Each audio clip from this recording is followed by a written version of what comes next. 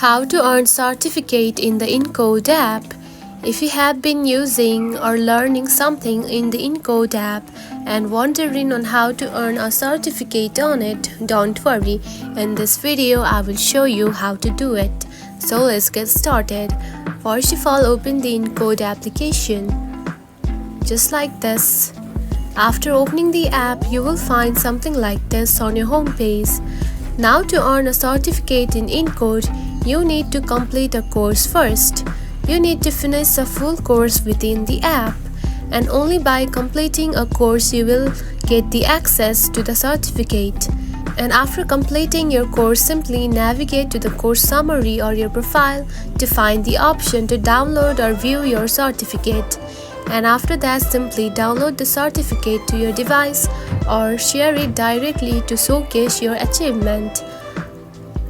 And for now, you can see I haven't completed any course, so that's why I could not show you directly.